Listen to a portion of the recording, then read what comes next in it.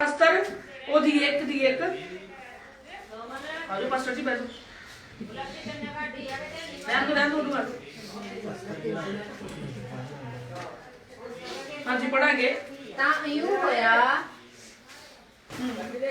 पढ़ो ਐਸ਼ ਵਿਰੋਸ਼ ਦੇ ਦਿਨਾਂ ਵਿੱਚ ਇਹ ਉਹ पढ़ो ਐਸ਼ ਵਿੱਚ ਜਿਹੜਾ ਹਿੰਦ ਤੋਂ ਕੁਸ਼ ਤੱਕ 127 ਸੂਬਿਆਂ ਤੇ ਪਾਤਸ਼ਾਹੀ ਕਰਦਾ ਸੀ। हालेलुया ਇਹ ਕਹਾਣੀ ਅਸਤਰ ਦੀ ਅਸੀਂ ਸਟਾਰਟਿੰਗ ਤੋਂ ਪੜ੍ਹ ਰਹੀ ਲਿਖਿਆ ਤਾਂ ਇਉਂ ਹੋਇਆ ਕਿ ਹਸ਼ਵਰੇਸ਼ ਦੇ ਦਿਨਾਂ ਵਿੱਚ ਇੱਕ ਉਹ ਹਸ਼ਵਰੇਸ਼ ਹੈ ਜਿਹੜਾ ਹਿੰਦ ਤੋਂ ਕੂਸ਼ ਤੱਕ 127 ਸੂਬਿਆਂ ਦੇ ਪਾਤਸ਼ਾਹੀ ਕਰਦਾ ਸੀ। 101 ਰਾਜਾ ਸੀ, ਉਹਦਾ ਨਾਮ ਹਸ਼ਵਰੇਸ਼ ਰਾਜਾ ਹੀ ਉਹਦਾ ਨਾਮ। ਉਹ 127 ਜ਼ਿਲ੍ਹਿਆਂ ਤੇ ਮਤਲਬ ਪਿੰਡਾਂ ਤੇ ਰਾਜ ਕਰਦਾ ਸੀ। ਹਾਂਜੀ ਪੜੋ ਕਿ ਉਹਨਾਂ ਦਿਨਾਂ ਵਿੱਚ ਜਦੋਂ ਅਹਸ਼ਵੇਰੋਸ਼ ਵਿੱਚ ਪਾਤਸ਼ਾਹ ਆਪਣੀ ਰਾਜ ਗੱਦੀ ਉੱਤੇ ਬੈਠਾ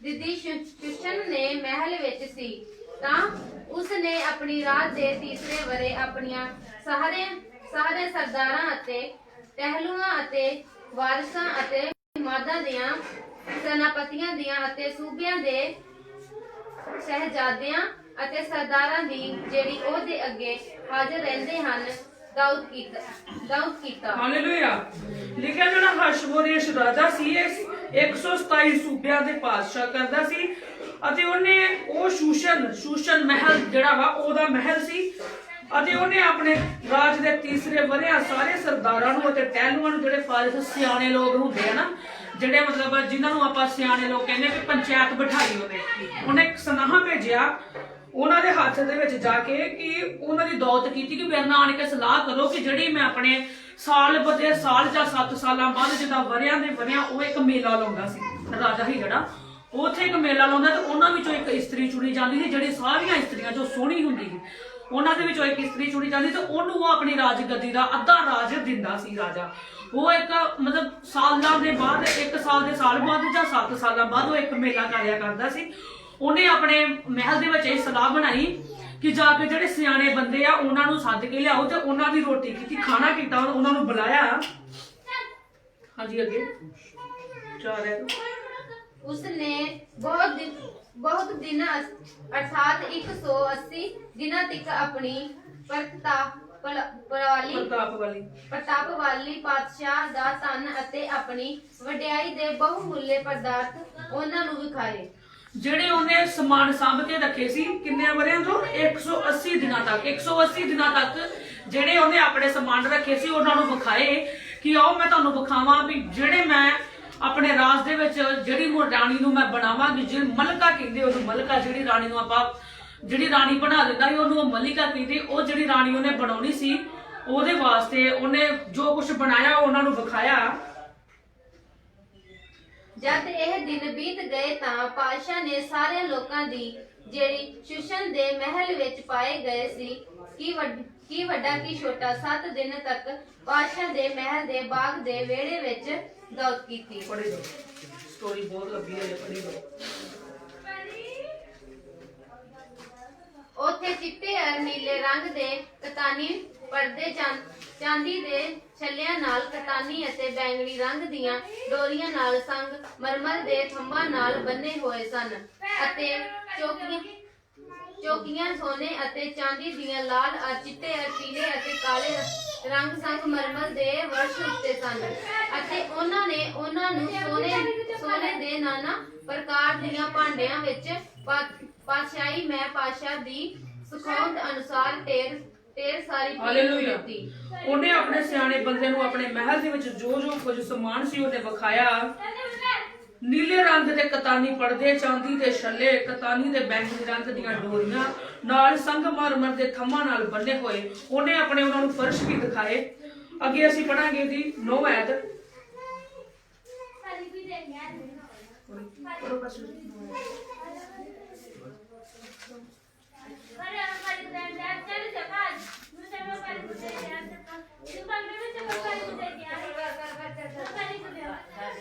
ਮਲਕਾਵਤੀ ਨੇ ਵੀ ਸ਼ਾਹੀ ਮਹਿਲ ਵਿੱਚ ਜਿਹੜੀ ਅਹਸ਼ਵੇਰੋਸ਼ ਬਾਦਸ਼ਾਹ ਦਾ ਸੀ ਇਸਤਰੀਆਂ ਲਈ ਦਾਉਦ ਕੀਤੀ। 7ਵੇਂ ਦਿਨ ਜਦੋਂ ਪਾਸ਼ਾ ਦਾ ਦਿਲ ਮੈਂ ਵਿੱਚ ਮਗਨ ਸੀ, ਉਸਨੇ ਮਹਮਾਨ ਬਿਸਥਾ ਹਰਬੋਨਾ ਬਿਗਥਾ ਅਬਗਥਾ ਜੈਥਰ ਅਤੇ ਕਰਕਸ਼ ਸੱਤਾ ਖੁਸਰਿਆਂ ਨੂੰ ਜਿਹੜੇ ਅਰਸ਼ੋਵੇਸ਼ ਪਾਸ਼ਾ ਦੇ ਸਨਮੁਖ ਸੇਵਾ ਕਰਦੇ ਸਨ ਹਾਲੇਲੂਇਆ। ਉਹਨੇ ਸਾਰਾ ਕੁਝ ਆਪਣੇ ਸਿਆਣਿਆਂ ਬੰਦਿਆਂ ਨੂੰ ਦਿਖਾਇਆ ਤੇ ਉਹ ਕਹਿੰਦਾ ਕਿ ਇੱਕ ਰਾਣੀ ਜਿਹੜੀ ਚੁਣੀ ਜਾਊਗੀ ਉਹਨੂੰ ਮੈਂ ਆਪਣੇ ਰਾਜ ਦੀ ਗੱਦੀ ਅੱਧਾ ਰਾਜ ਦਿਆਂਗਾ ਤੇ ਉਹ ਰਾਣੀ ਦਾ ਨਾਂ ਹੀ ਮਲਕਾ ਅਵਸਥੀ ਨੂੰ ਮਹਿਲ ਵਿੱਚ ਸੱਦਿਆ ਤੇ ਜਿਹੜੇ ਉਹਦੇ ਨਾਲ ਇਸਤਰੀਆਂ ਸੀ ਉਹਨਾਂ ਨੂੰ ਵੀ ਬੁਲਾਇਆ। ਉਹਨੇ ਉਹਨਾਂ ਦੀ ਰੋਟੀ ਪਾਣੀ ਕੀਤਾ। 7ਵੇਂ ਦਿਨ ਜਦੋਂ ਪਾਤਸ਼ਾਹ ਦੇ ਮਹਿਲ ਵਿੱਚ ਆਏ ਤਾਂ ਪਾਤਸ਼ਾਹ ਬੜਾ ਖੁਸ਼ ਹੋਇਆ ਕਿ ਜਿਹੜੀ ਇਹ ਰਾਣੀ ਹੈ ਸੋਹਣੀ ਆ ਤੇ ਇਹਨੂੰ ਮੈਂ ਆਪਣਾ ਅੱਧੀ ਰਾਜਗੱਦੀ ਦਊਂਗਾ। ਜਿਹੜੇ ਉਹਨੇ 7 ਖੁਸਰਿਆਂ ਦੇ ਨਾਲ ਉਹਨੇ ਉਹਨਾਂ ਨੂੰ ਵੀ ਬੁਲਾਇਆ ਕਿ ਵਸਤੀ ਮਲਕਾ ਨੂੰ ਸ਼ਾਹੀ ਮੁਕਟ ਨਾਲ ਪਾਤਸ਼ਾਹ ਦੇ ਸਨਮੁਖ ਲਿਆਉਣ ਤਾਂ ਜੋ ਉਹ ਦਾ ਸੁਪਨ ਲੋਕਾਂ ਨੂੰ ਅਤੇ ਸਰਦਾਰਾਂ ਨੂੰ ਵਿਖਾਵੇ, ਕਿਉਂ ਜੋ ਉਹ ਵੇਖਣ ਵਿੱਚ ਸੋਹਣੀ ਸੀ। ਪਰ ਮਲਕਾ ਵਸਤੀ ਨੇ ਪਾਤਸ਼ਾਹ ਦੇ ਹੁਕਮ ਨਾਲ ਆਉਣ ਤੋਂ ਇਨਕਾਰ ਕੀਤਾ ਜਿਹੜਾ ਖੁਸਰਿਆਂ ਦੇ ਰਾਹੀਂ ਦਿੱਤਾ ਸੀ। ਇਸ ਲਈ ਪਾਤਸ਼ਾਹ ਬਹੁਤ ਗੁੱਸੇ ਹੋਇਆ ਅਤੇ ਉਹਦਾ ਕ੍ਰੋਧ ਉਹਦੇ ਵਿੱਚ ਬਲ ਉੱਠਿਆ। ਹਾਲੇਲੂਇਆ। ਉਹਨੇ ਮਲਕਾ ਵਸਤੀ ਨੂੰ ਇਸ ਨਾਂ ਭੇਜਿਆ ਤੇ ਪਰ ਮਲਕਾ ਵਸਤੀ ਨੇ ਸਟਾਰਟਿੰਗ ਤੋਂ, ਮੈਂ ਤੁਹਾਨੂੰ ਬਾਕੀ ਕਲੀਅਰ ਤੁਸੀਂ ਰਹਿਣ ਤੋਂ ਅੱਗੇ ਦੱਸਦੀ ਮੈਂ ਪੜਿਓ। ਉਹਨੇ ਮਲਕਾ ਵਸਤੀ ਨੂੰ ਇਸ ਨਾਂ ਭੇਜਿਆ ਕਿ ਜੋ ਇਹ ਰਾਜ ਤੈਨੂੰ ਮਿਲਣ ਜਾ ਰਿਹਾ ਪਰ ਉਹਨੂੰ ਨਾ ਪਸੰਦ ਨਾ ਆਇਆ। ਜਿਹੜੀ ਮਲਕਾ ਵਸਤੀ ਉਹਨੂੰ ਇਹ ਰਾਜ ਪਸੰਦ ਨਾ ਆਇਆ, ਉਹਨੇ ਇਨਕਾਰ ਕਰ ਦਿੱਤਾ। ਤੇ ਫਿਰ ਉਸ ਤੋਂ ਬਾਅਦ ਜਦੋਂ ਅੱਗੇ ਸਟੋਰੀ ਆਪਾਂ ਪੜ੍ਹਦੇ ਆ ਤੇ ਵੇਖਦੇ ਜਾਂਦੇ ਆ ਤੇ ਇਹ ਗੱਲ ਜਿਹੜੀ ਨਾ ਰਾਜਾ ਉਹਦੇ ਤੋਂ ਬਹੁਤ ਵਿਰੋਧ ਹੋਇਆ, ਗੁੱਸੇ ਦੇ ਵਿੱਚ ਆਇਆ। ਤੇ ਜਦੋਂ ਉਹਨੇ ਵੇਖਿਆ ਕਿ ਹੁਣ ਮੈਂ ਦੁਬਾਰਾ ਤੋਂ ਫਿਰ ਇਹ ਜਿਹੜਾ ਫੰਕਸ਼ਨ ਹੈ ਇਹ ਦੁਬਾਰਾ ਤੋਂ ਮੈਂ ਕਰੂੰਗਾ ਤੇ ਇਹਦੇ ਵਿੱਚ ਮੈਂ ਯਹੂਦੀਆਂ ਦੀਆਂ ਸਾਰਿਆਂ ਨੂੰ ਸੱਦੂ ਵੀ ਜਿਹੜੀਆਂ ਵੀ ਇਹ ਰਾਜ ਦੇ ਵਿੱਚ ਹੈਗੀਆਂ ਮੈਂ ਸਾਰਿਆਂ ਨੂੰ ਸੱਦੂ। ਇਹ ਹੌਲੀ ਹੌਲੀ ਕਰਦਿਆਂ ਇਹ ਜਿਹੜੀ ਆਵਾਜ਼ ਪਿੰਡ ਤੋਂ ਬਾਹਰ ਗਈ, ਬਾਹਰੋਂ ਪਿੰਡ ਤੋਂ ਹੋਰਾਂ ਦੇਸ਼ਾਂ ਤੱਕ ਗਈ। ਇਹ ਹੌਲੀ ਹੌਲੀ ਕਰਦਿਆਂ ਅਸਤਰ ਨੂੰ ਵੀ ਗੱਲ ਪਤਾ ਲੱਗੀ। ਅਸਤਰ ਦੇ ਚਾਚੇ ਨੂੰ ਇਹ ਗੱਲ ਪਤਾ ਲੱਗੀ ਤੇ ਅਸਤਰ ਨੂੰ ਵੀ ਗੱਲ ਪਤਾ ਲੱਗੀ ਤੇ ਉਹਦਾ ਚਾਚਾ ਕਹਿੰਦਾ ਕਿ ਹੋ ਕਿਉਂ ਨਾ ਸਕੇ ਕਿ ਤੂੰ ਵੀ ਉਸ ਮਹਿਲ ਵਿੱਚ ਜਾ ਤੇ ਆਪਣਾ ਰੂਪ ਰਾਜੇ ਨੂੰ ਵਿਖਾ ਤੇ ਉਹ ਤੈਨੂੰ ਅੱਧਾ ਰਾਜ ਦੇਵੇ।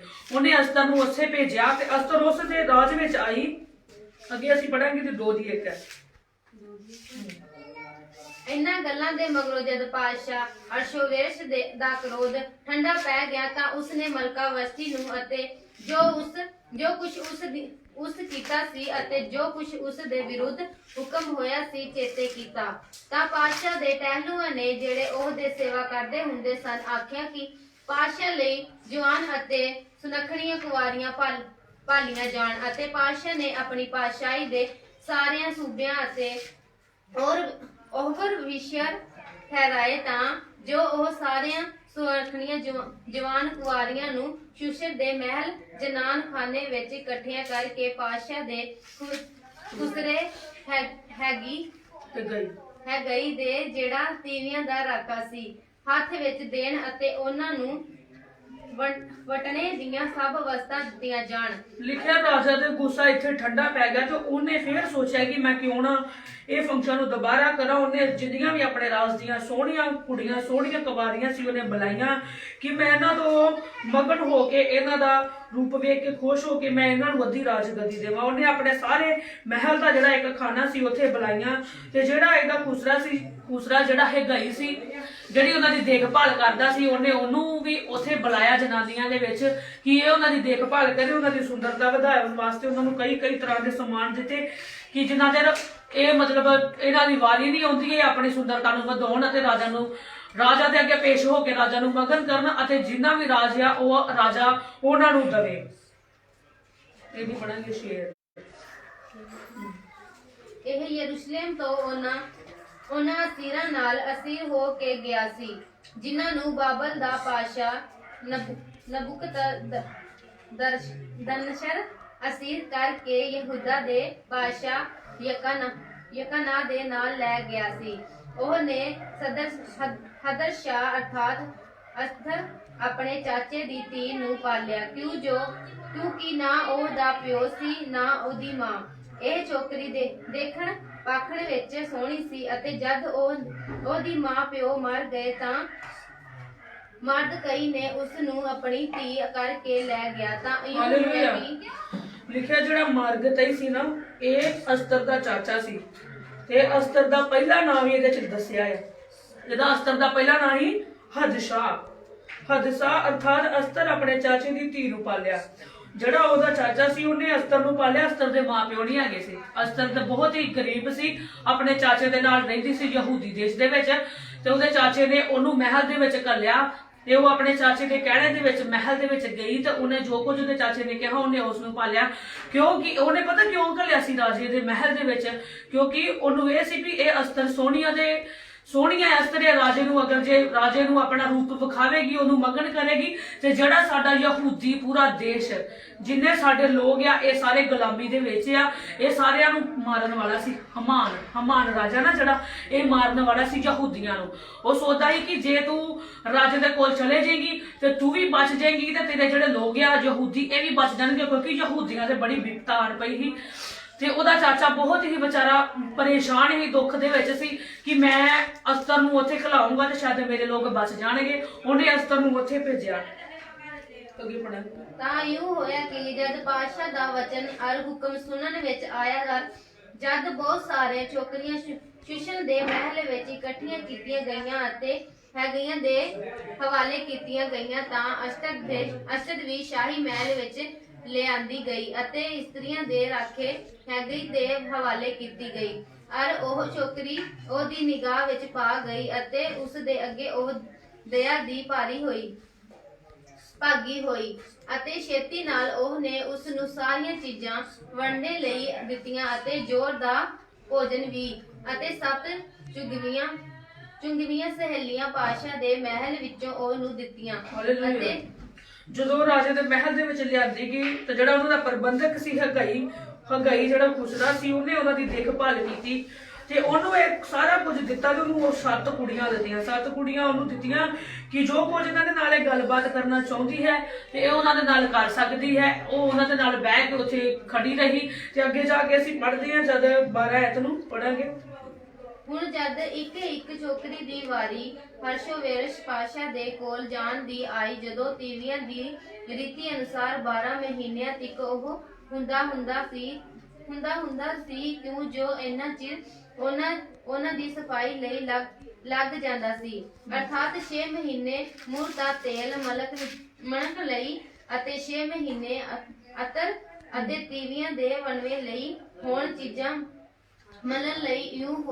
ਇਉਂ ਹਰ ਛੋਕਰੀ ਪਾਤਸ਼ਾਹ ਦੇ ਕੋਲ ਜਾਂਦੀ ਸੀ ਅਤੇ ਜਿਸ ਚੀਜ਼ ਦੀ ਉਹਨੂੰ ਲੋੜ ਹੁੰਦੀ ਸੀ ਉਹਨੂੰ ਦਿੱਤੀ ਜਾਂਦੀ ਸੀ, ਤਾਂ ਜੋ ਉਹ ਜਨਾਨ ਖਾਨੇ ਦੇ ਪਾਤਸ਼ਾਹ ਦੇ ਮਹਿਲ ਨੂੰ ਜਾਵੇ।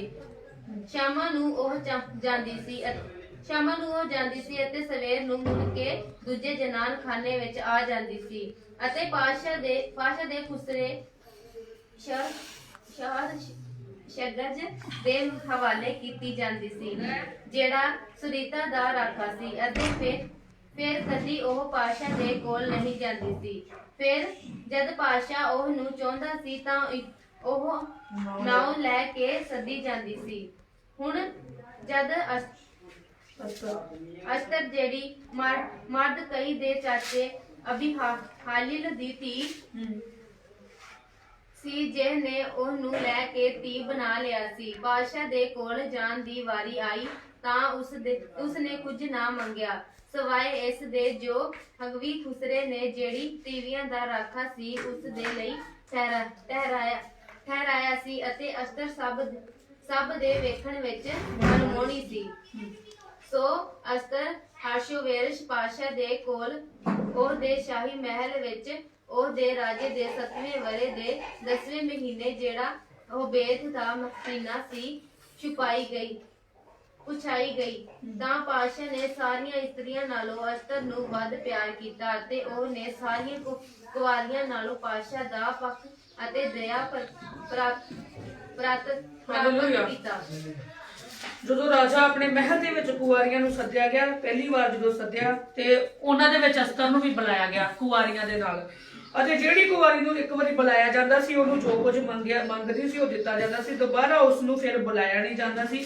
ਤੇ ਜਦੋਂ ਜਿਹੜੀ ਅਸਤਰ ਹੈ ਵੇਖਣ ਦੇ ਵਿੱਚ ਬਹੁਤ ਹੀ ਸੋਹਣੀ ਸੀ, ਖੁਦਾ ਨੇ ਇਹਨੂੰ ਆਪਣਾ ਬਹੁਤ ਹੀ ਸੋਹਣਾ ਰੂਪ ਦਿੱਤਾ ਸੀ, ਉਹ ਵੇਖਣ ਦੇ ਵਿੱਚ ਬਹੁਤ ਹੀ ਮਨਮੋਹਣੀ ਸੀ। ਉਹ ਰਾਜੇ ਦੇ ਕੋਲ ਗਈ, ਰਾਜ ਦੇ 7ਵੇਂ ਵਰੇ ਦੇ 10ਵੇਂ ਮਹੀਨੇ, ਜਿਹੜਾ ਤਬੇਸ ਦਾ ਮਹੀਨਾ ਸੀ। ਅਸਤਰ ਦੀ ਵਾਰੀ ਆਈ 7 ਵਰਿਆਂ ਬਾਅਦ। 7 ਵਰਿਆਂ ਦੇ 12ਵੇਂ ਮਹੀਨੇ ਦੇ ਵਿੱਚ ਉਹਦੀ ਵਾਰੀ ਆਈ। ਪਹਿਲਾਂ ਤੋਂ ਆਪਣੀ ਸੁੰਦਰਤਾ ਨੂੰ ਵਧਾਉਂਦੀਆਂ, ਜੋ ਜੋ ਕੁਝ ਉਹ ਮੰਗਦੀਆਂ ਸੀ ਉਹਨਾਂ ਨੂੰ ਦਿੱਤਾ ਜਾਂਦਾ ਸੀ। ਉਹਦੀ ਵਾਰੀ ਆਈ ਜਦੋਂ 7 ਵਰਿਆਂ ਦੇ ਬਾਅਦ ਉਸਨੇ ਆਪਣੇ ਰਾਜਾ ਦੇ ਕੋਲ ਆਣ ਕੇ ਅਸਤਰ ਵਾਲੀ ਦਾਊਦ ਅਤੇ ਸੂਬਿਆਂ ਨੂੰ ਮੁਆਫੀਆਂ ਅਤੇ ਇਨਾਮ ਸ਼ਾਹੀ ਦਖੌਤ ਦੇ ਅਨੁਸਾਰ ਦਿੱਤੇ। ਜਦ ਦੂਜੀ ਵਾਰੀ ਕੁਵਾਰੀਆਂ ਇਕੱਠੀਆਂ ਕੀਤੀਆਂ ਗਈਆਂ ਤਾਂ ਮਾਰਗਤਈ ਸ਼ਾਹੀ ਫਾਟਕ ਤੇ ਬੈਠਾ ਸੀ। ਜਦੋਂ ਦੂਜੀ ਵਾਰੀ ਕੁਵਾਰੀਆਂ ਕੀਤੀਆਂ ਗਈਆਂ ਉਹਦਾ ਚਾਚਾ ਸੀ ਜਿਹੜਾ ਉਹ ਦਰਵਾਜ਼ੇ ਦੇ ਉੱਤੇ ਬਾਹਰ ਬੈਠਾ ਅਸਤਰ ਨੂੰ ਵੇਖ ਰਿਹਾ ਸੀ ਕਿ ਕਦ ਅਸਤਰ ਰਾਣੀ ਬਣੇ ਤੇ ਕਦ ਸਾਡਾ ਦੇਸ਼ ਜਿਹੜਾ ਛੁਡਾਇਆ ਜਾਵੇ। ਅਸਤਰ ਦਾ ਰਾਣੀ ਬਣਨ ਦਾ ਮਕਸਦ ਇਹੀ ਸੀ ਕਿ ਉਹਨੇ ਆਪਣੇ ਸ਼ਹਿਰ ਨੂੰ ਆਪਣੀ ਗੁਲਾਮੀ ਦੇ ਵਿੱਚੋਂ ਕੱਢਣਾ ਸੀ। ਇੱਥੇ ਲਿਖਿਆ ਮਰਗਤਈ ਸ਼ਾਹੀ ਫਾਟਕ ਤੇ ਬੈਠਾ ਸੀ। ਅਸਤਰ ਨੇ ਨਾ ਆਪਣੇ ਟੱਬਰ ਦਾ ਨਾ ਆਪਣੀ ਉਮਤ ਦਾ ਪਤਾ ਦੱਸਿਆ, ਕਿਉਂ ਜੋ ਮਾਰਗਤਈ ਨੇ ਉਸ ਨੂੰ ਤਗੀਦ ਕੀਤੀ ਹੋਈ ਸੀ। ਔਰ ਅਸਤਰ ਮਾਰਗਤਈ ਦਾ ਹੁਕਮ ਉਦੋਂ ਹੀ ਮੰਨਦੀ ਸੀ, ਉਦਾਂ ਹੀ ਮੰਨਦੀ ਸੀ ਜਿੱਦਾਂ ਉਹ ਉਹਦੇ ਕੋਲ ਪਲਦੀ ਸੀ। ਜਿੱਦਾਂ ਹੀ ਉਹਦਾ ਚਾਚਾ ਕਹਿੰਦਾ ਸੀ ਕਿ ਜਦੋਂ ਤੈਨੂੰ ਰਾਜ ਦੇ ਵਿੱਚ ਪੁੱਛਿਆ ਜਾਵੇ ਕਿ ਤੂੰ ਕਿੱਥੋਂ ਦੀ ਹੈ, ਤੂੰ ਕਿਹਨਾਂ ਦੀ ਧੀ ਹੈ, ਤੂੰ ਕਿਹੜੇ ਟੱਬਰ ਦੇ ਵਿੱਚੋਂ ਹੈ, ਜਿੱਦਾਂ ਮੈਂ ਤੈਨੂੰ ਕਹਾਂ ਕਿ ਤੂੰ ਨਹੀਂ ਦੱਸਣਾ ਤਾਂ ਤੂੰ ਉਹਨਾਂ ਨੂੰ ਜਾ ਕੇ ਕੁਝ ਨਾ ਦੱਸੀ। ਉਹ ਆਪਣੇ ਚਾਚੇ ਦੇ ਕਹੇ ਤੇ ਮਹਿਲ ਦੇ ਵਿੱਚ ਉਹਨੇ ਕਿਸੇ ਨੂੰ ਨਾ ਦੱਸਿਆ ਕਿ ਮੈਂ ਇੱਕ ਯਹੂਦਣ ਆ ਤੇ ਮੈਂ ਯਹੂਦੀਆਂ ਦੇ ਸ਼ਹਿਰ ਦੇ ਵਿੱਚੋਂ ਆਈ ਹਾਂ ਜੋ ਕਿ ਇੱਕ ਗੁਲਾਮ ਦੇ ਵਿੱਚ ਫਸਿਆ ਤੇ ਮੈਂ ਇੱਕ ਮਰਗਤਈ ਦੀ ਜਾਂ ਭਤੀਜੀ ਹਾਂ। ਉਹਨੇ ਕੁਛ ਨਹੀਂ ਉਹਨਾਂ ਨੂੰ ਦੱਸਿਆ ਕਿ ਜੇ ਮੈਂ ਇਹਨਾਂ ਨੂੰ ਦੱਸ ਦੂੰਗੀ ਇਹ ਮੈਨੂੰ ਰਾਜ ਦੇ ਵਿੱਚੋਂ ਕੱਢ ਦੇਣਗੇ, ਕਿਉਂਕਿ ਉਸ ਸਮੇਂ ਯਹੂਦੀਆਂ ਨੂੰ ਉਹ ਚੰਗਾ ਨਹੀਂ ਸਮਝਦੇ ਹੁੰਦੇ ਸੀ। ਉਦਾਂ ਹੀ ਉਹਦੇ ਕੋਲ ਪਲਦੀ ਸੀ। ਉਹਨਾਂ ਦਿਨਾਂ ਵਿੱਚ ਜਦ ਮਾਰਗਤਈ ਪਾਤਸ਼ਾਹ ਦੇ ਫਾਟਕ ਉੱਤੇ ਬੈਠਦਾ ਹੁੰਦਾ ਸੀ ਤਾਂ ਪਾਤਸ਼ਾਹੀ ਖੁਸਰਿਆਂ ਵਿੱਚੋਂ 2 ਖੁਸਰਿਆਂ ਨੇ ਜਿਹੜੇ ਦਰਵਾਜ਼ੇ ਉੱਤੇ ਪਹਿਰਾ ਦਿੰਦੇ ਸਨ, ਅਰਥਾਤ ਬਿਗਥਾਨ ਅਤੇ ਤਰਸ਼ ਨੇ ਵਿਗੜ ਕੇ ਪਾਤਸ਼ਾਹ ਹਰਬਲੋਸ਼ ਨੂੰ ਹੱਥ ਪਾਉਣਾ ਚਾਹਿਆ। ਜਿਹੜਾ ਹਰਸ਼ਵਰੇਸ਼ ਰਾਜਾ ਸੀ ਨਾ, ਉਹਨੂੰ 2 ਖੁਸਰੇ ਸੀ ਉਹਦੇ ਮਹਿਲ ਦੇ ਵਿੱਚ, ਉਹ ਉਹਨੂੰ ਮਾਰਨਾ ਚਾਹੁੰਦੇ ਸੀ। ਬਿਗਥੇਲ ਤੇ ਹਰਥੇਸ਼ ਜਿਹੜਾ ਰਾਜੇ ਸੀ ਉਹ ਦੋਵੇਂ ਉਹਨੂੰ ਮਾਰਨਾ ਚਾਹੁੰਦੇ ਸੀ ਰਾਜੇ ਨੂੰ। ਤੇ ਜਿਹੜਾ ਅਸਤਰ ਦਾ ਚਾਚਾ ਸੀ ਉਹਨੇ ਉਹਨਾਂ ਨੂੰ ਵੇਖ ਲਿਆ, ਉਹਨੇ ਉਹਨਾਂ ਨੂੰ ਬਚਾ ਲਿਆ। ਉਹਨਾਂ ਦਾ ਕੰਮ ਪਰਮੇਸ਼ਰ ਦੇ ਵੱਲੋਂ ਹੋਰ ਆਸਾਨ ਹੋ ਗਿਆ ਕਿ ਮੈਂ ਰਾਜੇ ਦੀ ਜਾਨ ਬਚਾਈ। ਸ਼ਾਇਦ ਹੋ ਸਕਦਾ ਰਾਜਾ ਮੇਰੇ ਸ਼ਹਿਰ ਦੇ ਲੋਕਾਂ ਵਾਸਤੇ, ਮੇਰੇ ਟੱਬਰ ਵਾਸਤੇ, ਮੇਰੇ ਪਿੱਛੇ ਜਿਹੜੇ ਬੱਚੇ ਉਹਨਾਂ ਦੇ ਵਾਸਤੇ ਕੁਝ ਭਲਾ ਸੋਚਦੇ। ਜੇ ਅਸਤਰ ਦੇ ਕੋਲੋਂ ਕੁਝ ਹੋ ਗਿਆ ਤਾਂ ਠੀਕ ਆ, ਪਰ ਫਿਰ ਵੀ ਕੁਝ ਨਾ ਬਣਿਆ। ਮਰਗਤਈ ਆਪਣੇ ਸ਼ਹਿਰ ਨੂੰ ਵਾਪਸ ਚਲਾ ਗਿਆ। ਉੱਥੇ ਜਾ ਕੇ ਉਹਨੇ ਆਪਣੇ ਸਾਰੇ ਜਿਹੜੇ ਕੁੱਪੜੇ ਪਾਏ ਸੀ ਉਹ ਲੀੜੇ ਆਪਣੇ ਫਾੜ ਲਏ। ਆਪਣਾ ਜੋ ਕੁਛ ਉਹਨੇ ਪਾਇਆ ਸੀ ਉਹਨੇ ਉੱਪਰ ਸਵਾਹ ਪਾ ਕੇ ਮਹਿਲ ਦੇ ਵਿੱਚ ਬਾਹਰ ਰੋਲਾ ਪਾਉਣ ਲੱਗਿਆ, ਕਿਉਂਕਿ ਜਿਹੜਾ ਹਮਾਨ ਸੀ ਨਾ, ਰਾਜਾ ਹਰਫਰੋਸ਼ ਨੇ ਹਮਾਨ ਰਾਜੇ ਨੂੰ ਠਹਿਰਾਇਆ ਸੀ। ਜਿੱਦਾਂ ਕਿ ਇੱਕ ਮੰਨ ਲਓ ਕਿ ਆਪਣੇ ਪਾਸਟਰ ਜੀ ਆ, ਇਹ ਆਪਣੀ ਚਰਚ ਨੂੰ ਚਲਾਉਂਦੇ ਆ ਤੇ ਉਸ ਤੋਂ ਬਾਅਦ ਜੋਤੀ ਨੂੰ ਉਹਨਾਂ ਨੇ ਆਗਿਆ ਦਿੱਤੀ ਹੈ ਕਿ ਜੋਤੀ ਤੂੰ ਉੱਠ ਕੇ ਖੜੀ ਹੋ ਤੇ ਬੰਦਗੀ ਨੂੰ ਚਲਾ। ਏਦਾਂ ਹੀ ਹਰਸ਼ਵਰੇਸ਼ ਰਾਜਾ ਸੀ, ਉਹਨੇ ਆਪਣੀ ਜਿਹੜੀ ਰਾਜਗੱਦੀ ਦਾ ਅੱਧਾ ਰਾਜ ਸੀ ਉਹ ਆਪਣੇ ਹਮਾਨ ਰਾਜੇ ਨੂੰ ਦਿੱਤਾ ਸੀ ਕਿ ਤੂੰ ਸਾਰਾ ਕੁਝ ਵੇਖਣਾ ਪਾਉਂਦਾ ਸੀ। ਜਿਹੜਾ ਹਮਾਨ ਸੀ ਇਹ ਬਹੁਤ ਹੀ ਸ਼ਾਤਰ ਸੀ, ਇਹ ਆਪਣੇ ਯਹੂਦੀ ਜਿਹੜੇ ਲੋਕ ਸੀ, ਯਹੂਦੀਆਂ ਦਾ ਜਿਹੜਾ ਸ਼ਹਿਰ ਉਹਨੂੰ ਤਬਾਹ ਕਰਨਾ ਚਾਹੁੰਦਾ ਸੀ। ਅੱਗੇ ਪੜਾਂਗੇ ਹੀ ਲਿਖਿਆ, ਤਦ ਜਦ ਇਸ ਗੱਲ ਦਾ ਖੋਜ ਕੱਢਿਆ ਗਿਆ, ਇਸ ਗੱਲ ਦਾ ਮਰਗਤਈ ਨੂੰ ਪਤਾ ਲੱਗਾ ਤਾਂ ਉਹਨੇ ਮਲਕਾ ਅਸਤਰ ਨੂੰ ਦੱਸ ਦਿੱਤੀ ਅਤੇ ਅਸਤਰ ਨੇ ਮਰਗਤਈ ਦਾ ਨਾਮ ਲੈ ਕੇ ਪਾਤਸ਼ਾਹ ਨੂੰ ਆਖਿਆ। ਜਦੋਂ ਇਸ ਗੱਲ ਦਾ ਖੋਜ ਕੱਢਿਆ ਗਿਆ ਤਾਂ ਇਹ ਗੱਲ ਨਿਕਲ ਆਈ ਅਤੇ ਉਹ ਦੋਵੇਂ ਰੁੱਖ ਉੱਤੇ ਫਾਂਸੀ ਲਗਾ ਦਿੱਤੇ ਗਏ। ਜਦੋਂ ਦੇ ਚਾਚੇ ਨੇ ਆਪਣੀ ਬੇਟੀ ਨੂੰ ਸੁਨਾਹਾ ਭੇਜਿਆ ਖੁਸਰੇ ਦੇ ਰਾਹੀਂ ਕਿ ਜਾ ਕੇ ਮਲਕਾ ਅਸਤਰ ਨੂੰ ਇਹ ਸੁਨਾਹ ਦਿਓ ਕਿ ਤੁਹਾਡੇ ਰਾਜੇ ਨੂੰ 2 ਖੁਸਰੇ ਮਰਵਾਉਣ ਵਾਲੇ ਆ, 2 ਖੁਸਰਿਆਂ ਨੇ ਉਹਨੂੰ ਮਾਰ ਦੇਣਾ ਤੇ ਉਹਨੂੰ ਆਪਣੇ ਰਾਜਾ ਨੂੰ ਇਹ ਜਾ ਕੇ ਗੱਲ ਦੱਸ ਦਿਓ ਕਿ ਰਾਜਾ ਜੇਕਰ ਬਚਣਾ ਆ ਤੇ ਉਹਨਾਂ ਦੋਹਾਂ ਨੂੰ ਸਜ਼ਾ ਦਿੱਤੀ ਜਾਵੇ। ਤੇ ਉਹਨੇ ਜਾ ਕੇ ਆਪਣੇ ਰਾਜੇ ਨੂੰ ਦੱਸਿਆ ਤੇ ਰਾਜੇ ਨੇ ਗਾਂ ਉਹਨਾਂ ਨੂੰ ਉਹਨੇ ਲਿਖਿਆ ਉਹਨੇ ਫਾਂਸੀ ਲਗਾਈ, ਉਹਨਾਂ ਨੂੰ ਉੱਤੇ ਫਾਂਸੀ ਦਿੱਤੇ ਗਏ ਅਤੇ ਇਹ ਗੱਲ ਪਾਤਸ਼ਾਹ ਦੇ ਸਾਹਮਣੇ ਇਤਿਹਾਸ ਦੀ ਪੋਥੀ ਵਿੱਚ ਲਿਖੀ ਗਈ। ਰਾਜਾ ਨੇ ਆਪਣੇ ਜਿਹੜੇ ਲਖਾਰੀ ਉੱਥੋਂ ਦੇ ਸਿਆਣੇ ਲੋਕ ਉਹਨਾਂ ਦੇ ਕੋਲੋਂ ਲਿਖਾਈ ਸੀ ਕਿ ਇਹ ਗੱਲ ਲਿਖਤ ਦੇ ਵਿੱਚ ਲਿਖੀ ਜਾਵੇ ਕਿ ਜਿਹੜੇ ਇਹ 2 ਬੰਦੇ ਮੈਨੂੰ ਮਾਰਨਾ ਚਾਹੁੰਦੇ ਸੀ ਇਹਨਾਂ ਨੂੰ ਮੈਂ ਫਾਂਸੀ ਲਗਾ ਦਿੱਤੀ ਹੈ। ਫਾਂਸੀ ਦੇ ਫਾਹੇ ਹੁਣ ਲੱਗ ਚੁੱਕੇ ਆ ਤੇ ਮੇਰੇ ਬੰਦੇ ਨੇ ਜਾਨ ਬਚਾਈ। ਮਰਗਤਈ ਨੇ ਉਹਨੂੰ ਪੁੱਛਿਆ ਕਿ ਦੱਸ ਮੈਂ ਤੇਰੇ ਲਈ ਕੀ ਕਰਾਂ। ਮਰਗਤਈ ਨੇ ਉਹਨੂੰ ਸੁਨਾਹਾ ਭੇਜਿਆ ਅਸਤਰ ਨੂੰ ਕਿ ਆਪਣੇ ਰਾਜੇ ਨੂੰ ਕਹਿ ਕਿ ਮੇਰੇ ਯਹੂਦੀ ਲੋਕ ਜਿਹੜੇ ਗੁਲਾਮੀ ਦੇ ਵਿੱਚ ਜਿਨ੍ਹਾਂ ਤੋਂ ਤੇ ਹਮਲਾ ਹੋਣ ਵਾਲਾ ਆ ਉਹਨਾਂ ਨੂੰ ਬਚਾਓ, ਕਿਉਂਕਿ ਮੈਂ ਆਪਣੇ ਸ਼ਹਿਰ ਨਾਲ ਬਹੁਤ ਪਿਆਰ ਕਰਦਾ। ਕਿ 3 ਨਾਲ ਪੜਾਂਗੇ। ਇਹਨਾਂ ਗੱਲਾਂ ਦੇ ਮਗਰੋਂ ਹਰਸ਼ਵਰਸ਼ ਪਾਤਸ਼ਾਹ ਨੇ ਅਗਾਗੀ ਹਮਦ ਦਾਥਾ ਦੇ ਪੁੱਤਰ ਹਮਾਨ ਦੀ ਪਦਵੀ ਉੱਚੀ ਕਰ ਦਿੱਤੀ ਅਤੇ ਉਹਦੀ ਗੱਦੀ ਉਹਦੇ ਨਾਲ ਦੇ ਸਾਰੇ ਸਰਦਾਰਾਂ ਤੋਂ ਉੱਚੀ ਕਰ ਦਿੱਤੀ। ਪਾਤਸ਼ਾਹ ਦੇ ਸਾਰੇ ਪਹਿਲਵੇ ਜਿਹੜੇ ਪਾਤਸ਼ਾਹ ਦੇ ਫਾਟਕ ਉੱਤੇ ਸਨ, ਹਮਾਨ ਅੱਗੇ ਗੋਡੇ ਨਿਵਾਉਂਦੇ ਅਤੇ ਉਹਨੂੰ ਮੱਥਾ ਟੇਕਦੇ ਹਨ, ਕਿਉਂਕਿ ਪਾਤਸ਼ਾਹ ਦਾ ਹੁਕਮ ਉਹਦੇ ਲਈ ਇਉਂ ਹੀ ਸੀ। ਪਰ ਮਰਦ ਕਈ ਨਾ ਕਿ ਨਾ ਹੀ ਗੋਡੇ ਨਿਵਾਉਂਦਾ ਨਾ ਮੱਥਾ ਟੇਕਦਾ ਸੀ। ਤਾਂ ਪਾਤਸ਼ਾਹ ਦੇ ਟਹਿਲੂਆਂ ਨੇ ਜਿਹੜੇ ਪਾਤਸ਼ਾਹ ਦੇ ਫਾਟਕ ਉੱਤੇ ਸਨ, ਮਰਦ ਕਈ ਨੂੰ ਆਖਿਆ, ਤੂੰ ਕਿਉਂ ਪਾਤਸ਼ਾਹ ਦੇ ਹੁਕਮ ਦੀ ਉਲੰਘਣਾ ਕਰਦਾ ਹੈ? ਤਾਂ ਜਿਹੜਾ ਰਾਜਾ ਹਰਸ਼ਵਰੇਸ਼ ਪਾਤਸ਼ਾਹ ਸੀ, ਉਹਨੇ ਅਗਾਗੀ ਦੇ ਹਮਦਾਤਾ ਦੇ ਪੁੱਤਰ ਹਮਾਨ ਦੀ ਪਦਵੀ ਨੂੰ ਉੱਚਾ ਕੀਤਾ। ਉਹਨੇ ਉਹਨੂੰ ਮਤਲਬ ਰਾਜਗੱਦੀ ਦਿੱਤੀ ਕਿ ਤੂੰ ਇਹਦੇ ਤੇ ਰਾਜ ਕਰ। ਤੇ ਜਿਹੜੇ ਸਾਰੇ ਰਾਜ ਦੇ ਸ਼ੂਸ਼ਨ ਮਹਿਲ ਜਿਹੜਾ ਸ਼ੂਸ਼ਨ ਮਹਿਲ ਸੀ, ਉਥੋਂ ਦੇ ਸਾਰੇ ਜਿੰਨੇ ਵੀ ਕਰਮਚਾਰੀ, ਕੰਮ ਕਰਨ ਵਾਲੇ, ਜਿੰਨੇ ਵੀ ਛੋਟੇ ਰਾਜੇ, ਸਾਰੇ ਉਸ ਹਮਾਨ ਨੂੰ ਨਮਸਕਾਰ ਕਰਦੇ ਸੀ। ਸਿਰਫ ਮਰਗਤਾਈ ਪਤਾ ਕੌਣ ਹੈ? ਅਸਤਰ ਦਾ ਚਾਚਾ। ਸਿਰਫ ਉਹਦੇ ਤੋਂ ਇਲਾਵਾ ਸਿਰਫ ਉਹਨੂੰ ਨਮਸਕਾਰ ਨਹੀਂ ਕਰਦਾ, ਬਾਕੀ ਉਹਦੇ ਤੋਂ ਇਲਾਵਾ ਉਹਨੂੰ ਸਾਰੇ ਗੋਡੇ ਨਵਾ ਕੇ ਉਹਦਾ ਪ੍ਰਣਾਮ, ਉਹਨੂੰ ਨਮਸਕਾਰ ਕਹਿੰਦੇ ਸੀ। ਬਸ ਮਰਗਤਾਈ ਉਹਦਾ ਮਤਲਬ ਉਹਨੂੰ ਨਮਸਕਾਰ ਨਹੀਂ ਕਹਿੰਦਾ। ਤੇ ਉਹ ਬਹੁਤ ਹੀ ਕ੍ਰੋਧ ਹੋ ਗਿਆ। ਉਹ ਜਦੋਂ ਕਿ ਸਾਰੇ ਮੈਨੂੰ ਨਮਸਕਾਰ ਕਹਿੰਦੇ ਆ ਤੇ ਇਹ ਮੈਨੂੰ ਨਮਸਕਾਰ ਨਹੀਂ ਕਹਿੰਦਾ, ਤੇ ਉਹਨੇ ਬੜਾ ਹੀ ਕ੍ਰੋਧ ਖਾਦਾ ਜਦੋਂ ਉਹਨੂੰ ਪਤਾ ਲੱਗਾ ਕਿ ਇਹ ਯਹੂਦੀ ਆ। ਉਹਨੇ ਪਲੈਨਿੰਗ ਕੀਤੀ ਬੜੀ ਤਗੜੀ ਕਿ ਇਹਨਾਂ ਨੂੰ ਮੈਂ ਮਰਵਾ ਦੇਵਾਂ। ਅੱਗੇ ਪੜਾਂਗੇ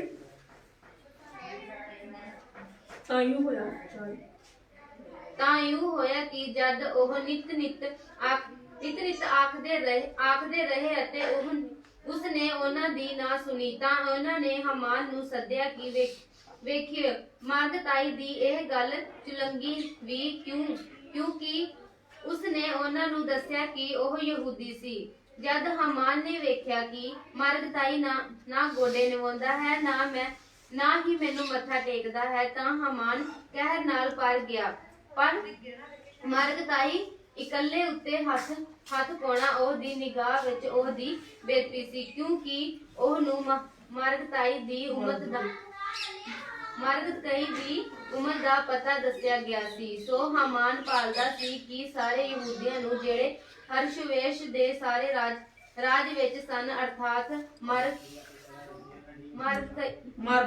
ਮਰਦ ਕਈ ਦੇ ਲੋਕਾਂ ਨੂੰ ਨਾਸ਼ ਕਰੇ। ਅਤੇ ਹਰਸ਼ਵੇਸ਼ ਪਾਤਸ਼ਾਹ ਦੇ ਰਾਜ ਦੇ 12ਵੇਂ ਵਰੇ ਦੇ ਪਹਿਲੇ ਮਹੀਨੇ ਤੋਂ, ਜਿਹੜਾ ਨਿਸ਼ਾਨ ਦਾ ਮਹੀਨਾ ਸੀ, ਉਹ ਨਿਤ ਅਤੇ ਉਹ ਹਰ 12ਵੇਂ ਮਹੀਨੇ ਅਰਥਾਤ ਆਦਾਰ ਦੇ ਮਹੀਨੇ ਤੱਕ ਹਮਾਨ ਦੇ ਸਾਹਮਣੇ ਪੂਰੇ ਅਰਥਾਤ ਗੁਣੇ ਪਾਉਂਦੇ ਰਹੇ। ਤਾਂ ਹਮਾਨ ਨੇ ਹਰਸ਼ਵੇਸ਼ ਪਾਤਸ਼ਾਹ ਨੂੰ ਆਖਿਆ, ਆਪ ਦੇ ਰਾਜ ਦੇ ਸਾਰੇ ਸੂਬਿਆਂ ਵਿੱਚ ਇੱਕ ਉਮਤ ਸਾਰੀਆਂ ਉਮਤਾਂ ਵਿੱਚ ਖਿਲਰੀ ਅਤੇ ਫੈਲੀ ਹੋਈ ਹੈ। ਉਸ ਦੀਆਂ ਰੀਤੀਆਂ ਹੋਰ ਸਾਰੀਆਂ ਉਮਤਾਂ ਨਾਲੋਂ ਵੱਖਰੀਆਂ ਹਨ, ਔਰ ਉਹ ਪਾਤਸ਼ਾਹ ਦੇ ਕਾਨੂੰਨ ਨੂੰ ਨਹੀਂ ਮੰਨਦੇ। ਇਸ ਲਈ ਉਹ ਉਮਤ ਨੂੰ ਰਹਿਣ ਦੇਣਾ ਪਾਤਸ਼ਾਹ ਲਈ ਲਾਭਵੰਤੀ ਨਹੀਂ।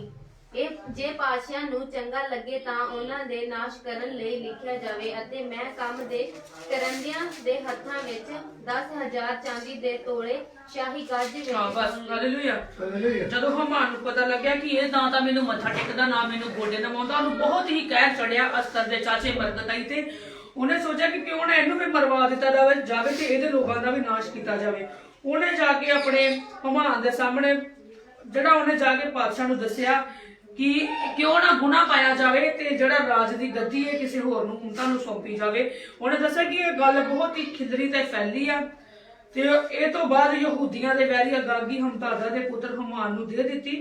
ਅਤੇ ਪਾਤਸ਼ਾਹ ਦੇ ਹਮਾਨ ਨੂੰ ਆਖਿਆ, ਉਹ ਚਾਂਦੀ ਤੈਨੂੰ ਬਖਸ਼ੀ ਗਈ, ਉਹ ਲੋਕ ਵੀ ਭਲੀ ਜੋ ਤੇਰੀ ਨਿਗਾਹ ਵਿੱਚ ਚੰਗਾ ਜਾਪੇ ਤੂੰ ਉਹਨਾਂ ਨਾਲ ਕਰੇ।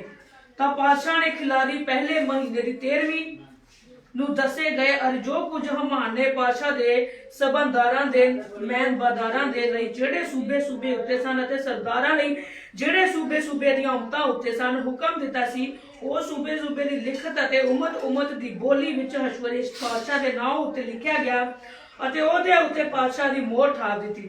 ਜੋ ਉਹਨੇ ਆਖਿਆ ਰਾਜਾ ਨੇ ਕਿ ਤੂੰ ਹਮਾਨ ਨੂੰ ਖੁੱਲ੍ਹ ਦੇ ਦਿੱਤੀ ਵੀ ਜੋ ਤੂੰ ਕਰੇਗਾ ਉਹ ਹੋਊਗਾ, ਕਿਉਂਕਿ ਉਹ ਰਾਜਾ ਬਣ ਚੁੱਕਿਆ ਸੀ। ਉਹ ਜਿੱਦਾਂ ਕਰਦਾ ਸੀ ਉਹ ਸੋਚਦਾ ਸੀ ਏਦਾਂ ਹੀ ਹੋਵੇਗਾ। ਪਰ ਜਿਹੜਾ ਇਹ ਨਾਸ਼ ਕਰਨ ਦੀ ਗੱਲ ਆ ਗਈ ਯਹੂਦੀਆਂ ਨੂੰ, ਪਰ ਉਹ ਰਾਜਾ ਨੂੰ ਪਤਾ ਵੀ ਨਹੀਂ ਸੀ, ਨਾ ਹੀ ਉਹਨੂੰ ਬਿਲਕੁਲ ਪਸੰਦ ਸੀ। ਅੱਗੇ ਅਸੀਂ 4 ਆਇਤ ਪੜਾਂਗੇ। ਜਦ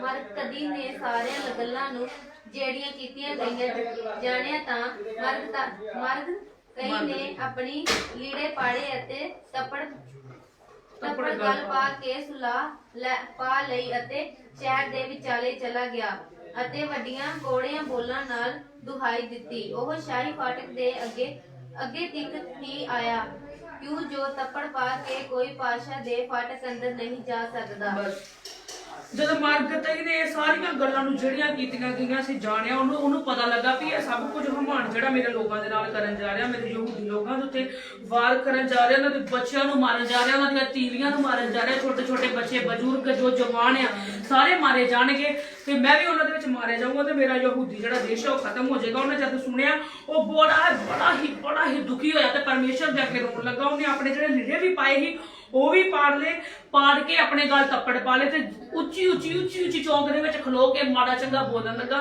ਤੇ ਰੱਬ ਦੇ ਅੱਗੇ ਰੋਣ ਲੱਗਿਆ, ਦੁਹਾਈਆਂ ਦੇਣ ਲੱਗਾ ਕਿ ਇਹ ਕੀ ਹੋ ਗਿਆ ਤੇ ਹੋਣ ਕੀ ਜਾ ਰਿਹਾ। ਉਹਨੇ ਆਪਣੇ ਸਿਰ 'ਚ ਇਥੋਂ ਤੱਕ ਕਿ ਉਹਨੇ ਆਪਣੇ ਸਿਰ 'ਚ ਸਵਾਹ ਵੀ ਪਾ ਲਈ, ਬੜਾ ਹੀ ਵੱਡਾ ਸਿਆਪਾ ਕਰਨ ਲੱਗਿਆ।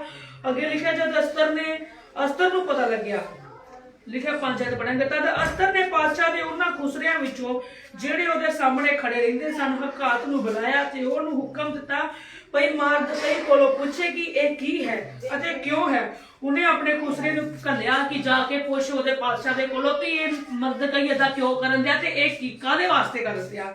ਉਹਨੇ ਜਾ ਕੇ ਉਹਨੂੰ ਇੰਨੀ ਗੱਲ ਪੁੱਛੀ ਕਿ ਪੁੱਛ ਤਾਂ ਹਕਾਤ ਨਿਕਲ ਕੇ ਸ਼ਹਿਰ ਦੇ ਚੌਂਕ ਨੂੰ ਜਿਹੜਾ ਪਾਤਸ਼ਾਹ ਦੇ ਫਾਟਕ ਦੇ ਅੱਗੇ ਸੀ ਮਾਰਦਕਈ ਕੋਲ ਗਿਆ। ਤਦ ਮਾਰਦਕਈ ਨੇ ਉਸ ਸਭ ਜਿਹੜਾ ਉਹਦੇ ਨਾਲ ਬੀਤਿਆ ਸੀ ਅਤੇ ਉਹ ਚਾਂਦੀ ਜਿਹੜੀ ਹਮਾਨ ਨੇ ਯਹੂਦੀਆਂ ਦੇ ਮਿਟਾ ਦੇਣ ਲਈ ਸ਼ਾਹੀ ਗੰਜ ਵਿੱਚ ਤੋਲ ਕੇ ਦੇਣ ਲਈ ਆਖੀ ਸੀ ਨਾਲੇ ਉਸ ਹੁਕਮ ਦੀ ਨਕਲ ਉਹਨੂੰ ਦਿੱਤੀ ਜਿਹੜਾ ਸ਼ੂਸ਼ਨ ਵਿੱਚ ਉਹਨਾਂ ਦੇ ਨਾਸ਼ ਕਰਨ ਦਾ ਸੀ। ਉਹਨੇ ਮਰਦਕਈ ਨੇ ਆਪਣੀ ਭਤੀਜ ਨੂੰ ਦੱਸਿਆ ਕਿ ਜਿਹੜਾ ਹਮਾਨ ਰਾਜਾ ਆ ਇਹਨੂੰ ਚਾਂਦੀ ਦਿੱਤੀ ਗਈ ਆ, ਚਾਂਦੀ ਤੋਲੀ ਆ ਯਹੂਦੀਆਂ ਦੇ ਬਦਲੇ ਕਿ ਯਹੂਦੀ ਇੱਕ ਸਾਈਡ ਤੇ ਚਾਂਦੀ ਪਰ ਢੇਰ ਸਾਰੀ ਇੱਕ ਪਾਸੇ ਤੋਲੀ ਗਈ ਆ ਕਿ ਚਾਂਦੀ ਦਿੱਤੀ ਗਈ ਆ ਉਹਨਾਂ ਨੂੰ ਯਹੂਦੀਆਂ ਦੇ ਬਦਲੇ ਕਿ ਜੇ ਯਹੂਦੀਆਂ ਨੂੰ ਤੂੰ ਮਾਰਦੇ ਨੇ। ਉਹ ਕਹਿੰਦਾ ਵੀ ਵੇਖ ਮੇਰੀ ਬੇਟੀ ਇਹ ਮੇਰੇ ਸ਼ਹਿਰ ਨੂੰ ਤਬਾਹ ਕਰਨ ਵਾਲੇ ਆ ਤੇ ਤੂੰ ਕੁਝ ਕਰ। ਉਹਨੇ ਬੜਾ ਹੀ ਦੁਖੀ ਹੋਇਆ, ਉਹਨੇ ਆਪਣੀ ਬੇਟੀ ਨੂੰ ਦੱਸਿਆ। ਉਹਨੇ ਇਹ ਸੋਚਿਆ ਕਿ ਮੈਂ ਉਹਦੇ ਮਨ ਵਿੱਚ ਆਇਆ ਕਿ ਮੈਂ ਕਰਦੀ ਆ ਕੋਈ ਗੱਲ। ਅੱਗੇ ਲਿਖਿਆ ਵਾ ਲਈ ਦਿੱਤਾ ਗਿਆ ਸੀ ਤਾਂ ਕਿ ਉਹ ਅਸਤਰ ਨੂੰ ਵਿਖਾਵੇ ਅਤੇ ਉਹਨੂੰ ਦੱਸੇ ਅਤੇ ਉਹਦੀ ਤਾਕੀਦ ਕਰੇ ਕਿ ਉਹ ਪਾਤਸ਼ਾਹ ਕੋਲ ਜਾ ਕੇ ਉਹਦੇ ਅੱਗੇ ਤਰਲੇ ਕਰੇ ਅਤੇ ਉਹਦੇ ਸਨਮੁਖ ਆਪਣੀ ਉਮਤ ਲਈ ਬੇਨਤੀ ਕਰੇ। ਤਾਂ ਹਤਾਕ ਨੇ ਆਣ ਕੇ ਅਸਤਰ ਨੂੰ ਮਰਗਤਈ ਦੀਆਂ ਗੱਲਾਂ ਦਸੀਆਂ। ਫਿਰ ਅਸਤਰ ਨੇ ਹਤਾਕ ਨਾਲ ਗੱਲ ਕੀਤੀ ਅਤੇ ਮਰਗਤਈ ਲਈ ਸੁਨੇਹਾ ਭੇਜਿਆ। ਪਾਤਸ਼ਾਹ ਦੇ ਸਾਰੇ ਟਹਿਲੂਆਂ ਅਤੇ ਪਾਤਸ਼ਾਹੀ ਸੂਬਿਆਂ ਦੇ ਸਾਰੇ ਲੋਕ ਜਾਣਦੇ ਹਨ ਕਿ ਪਾਤਸ਼ਾਹ ਦੇ ਅੰਦਰਲੇ ਵਿਹੜੇ ਵਿੱਚ ਸਿੰਘਾਸਨ ਦੇ ਕੋਲ ਜਾਣ ਵਾਲਿਆਂ ਲਈ ਭਾਵੇਂ ਆਦਮੀ ਹੋਵੇ ਭਾਵੇਂ ਧੀ ਬਿਨਾਂ ਦੱਸੇ ਜਾਣ ਦਾ ਇੱਕੋ ਹੀ ਹੁਕਮ ਹੈ, ਉਹ ਜਾਣ ਤੋਂ ਮਾਰਿਆ ਜਾਵੇਗਾ। ਜਿਹੜਾ ਉਹਨੇ ਅਸਤਰ ਨੂੰ ਆਣ ਕੇ ਮਰਗਤਈ ਨੇ ਅਸਤਰ ਨੂੰ ਦੱਸਿਆ ਕਿ ਤੂੰ ਆਪਣੇ ਰਾਜੇ ਨੂੰ ਇਹ ਗੱਲ ਜਾ ਕੇ ਦੱਸ ਕਿ ਮਰਗਤਈ ਜਿਹੜਾ ਉਹ ਬਹੁਤ ਹੀ ਪਰੇਸ਼ਾਨ ਬਹੁਤ ਹੀ ਦੁਖੀ ਆ। ਉਹ ਕਹਿੰਦੀ ਵੀ ਮੈਂ ਏਦਾਂ ਜਾ ਨਹੀਂ ਸਕਦੀ ਰਾਜੇ ਦੇ ਰਾਜ ਵਿੱਚ ਕਿਉਂਕਿ ਉੱਥੇ ਲਿਖਿਆ ਹੋਇਆ ਇੱਕੋ ਹੀ ਹੁਕਮ ਸੀ, ਭਾਵੇਂ ਉਹ ਤੀਵੀ ਭਾਵੇਂ ਉਹ ਜਵਾਨ ਜਿਹੜਾ ਵੀ ਉਹਦੇ ਰਾਜ ਦੇ ਹੁਕਮ ਜਿਹੜਾ ਵੀ ਉਹਦੇ ਕਮਰੇ 'ਚ ਬਿਨਾਂ ਦੱਸਿਆ ਗਿਆ ਬਿਨਾਂ ਹੁਕਮ ਦੇ ਗਿਆ ਉਹ ਜਾਨੋਂ ਮਾਰਿਆ ਜਾਵੇਗਾ। ਅੱਗੇ ਲਿਖਿਆ ਪਰ ਜਿਸ ਦੇ ਲਈ ਪਾਤਸ਼ਾਹ ਨੇ ਸੁਨਹਿਰੀ ਆਸਾ ਉਠਾਇਆ ਹੋਵੇ ਉਹ ਜਿਉਂਦਾ ਰਹੇਗਾ। ਪਰ 30 ਦਿਨ ਹੋ ਗਏ ਹਨ ਕਿ ਮੈਂ ਪਾਤਸ਼ਾਹ ਦੇ ਕੋਲ ਅੰਦਰ ਬੁਲਾਈ ਨਹੀਂ ਗਈ। ਕਹਿੰਦੀ ਕਿ 30 ਦਿਨ ਹੋ ਗਏ ਮੈਂ ਪਾਤਸ਼ਾਹ ਦੇ ਕੋਲ ਨਹੀਂ ਗਈ, ਪਰ ਮੈਂ ਉਹਨੂੰ ਜਾ ਕੇ ਕਿੱਦਾਂ ਦੱਸਾਂ ਕਿ ਮਰਗਤਈ ਤੂੰ ਆ ਸੁਨੇਹਾ ਲਿਆਇਆ ਕਿ ਤੇਰੇ ਲੋਕ ਮਰਨ ਵਾਲੇ ਆ।